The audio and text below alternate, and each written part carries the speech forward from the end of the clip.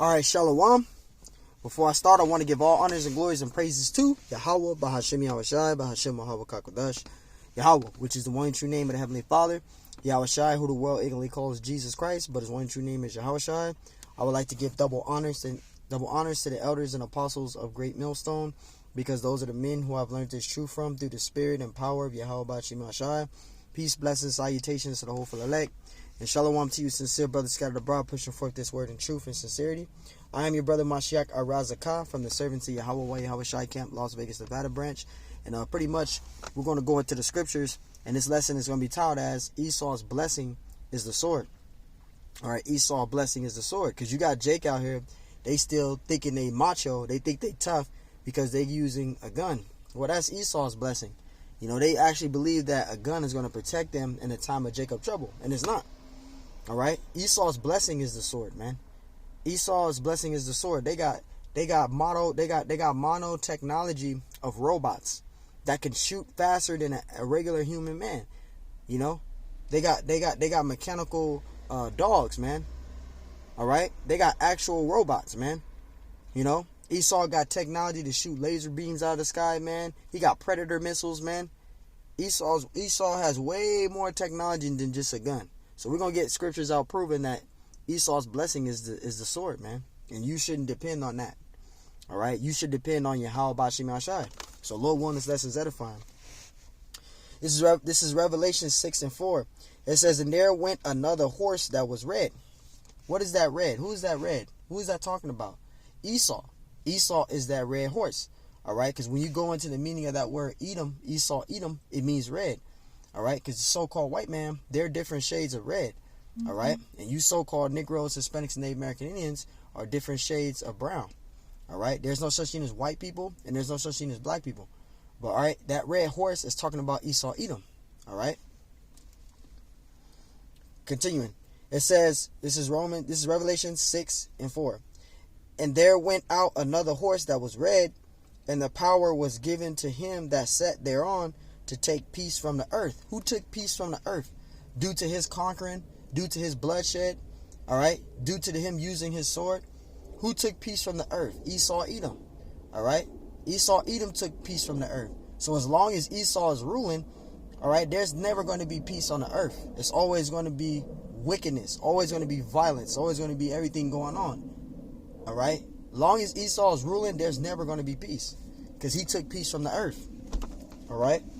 And it says, and that they should kill one another, and there was given unto him a great sword. And what is Esau's greatest weapon? The gun. That was his blessing. His blessing is the gun. He was given a great sword. That's his blessing, the gun. All right, you Jakes think you're something because you carrying a pistol. Esau has way more technology than a pistol. That's like going into a fucking war zone with a damn butter knife. That's what you're doing. You got a butter knife. These niggas got fucking, chainsaws and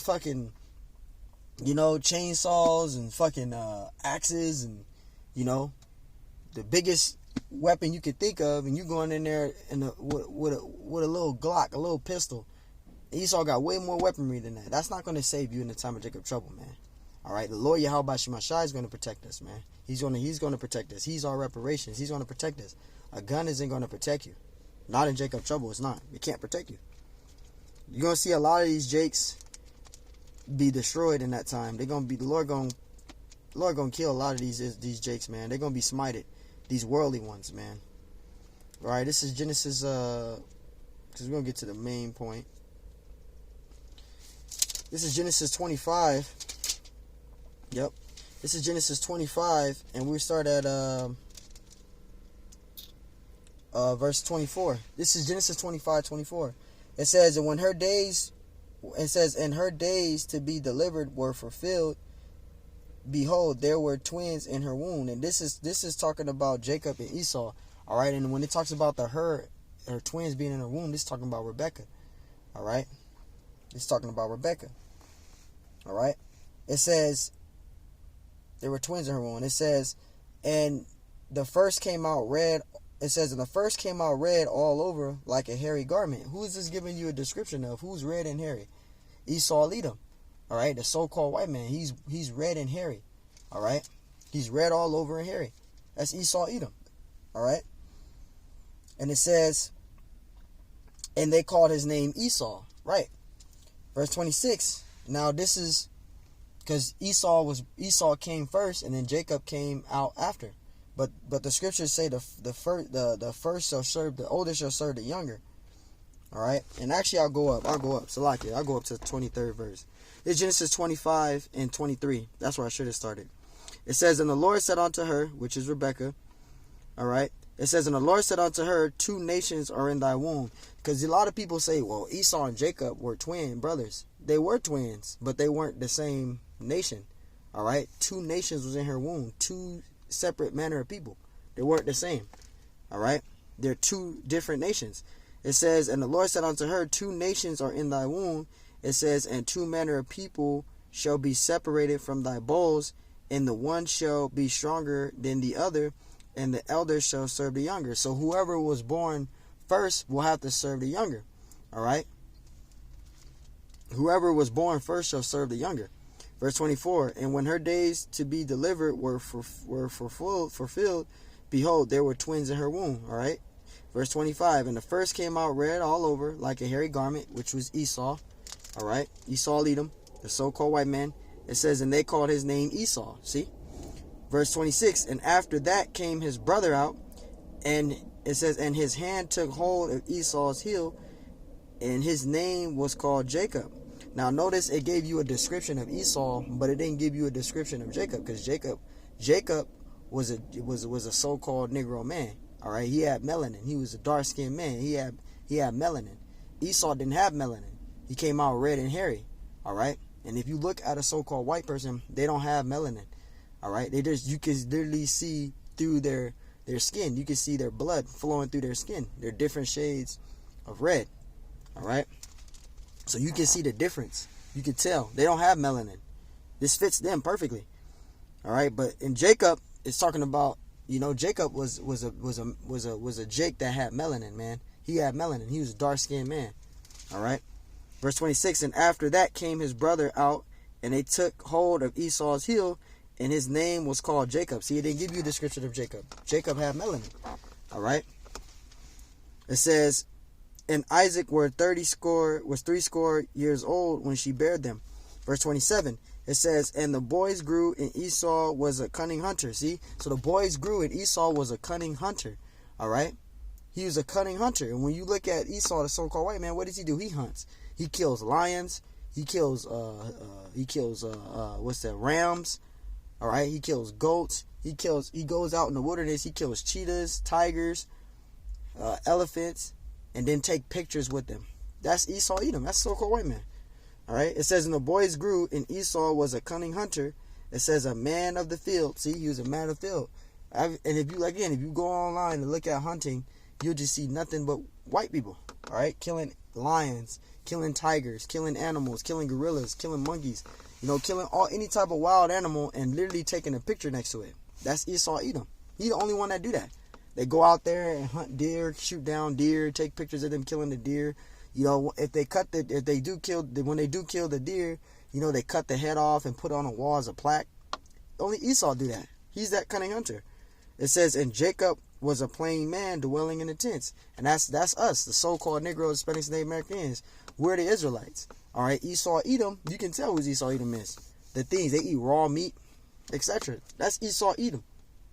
All right, so his blessing was is the gun, and this is the proof right here. This is Genesis 27 and 39. It says, and Isaac his father answered and said unto him, behold, thy dwelling shall be the fatness of the earth, and of the dew heaven from above. Verse 40. And by the sword shall thou live. Talking about Esau. See. It says, and by the sword shall thou live, and thou shalt serve thy brother, and it shall come to pass, when thou shalt have the dominion, that thou shalt break his yoke from off his neck. Verse 41, and Esau hated Jacob, because of the blessing wherewith his father blessed him.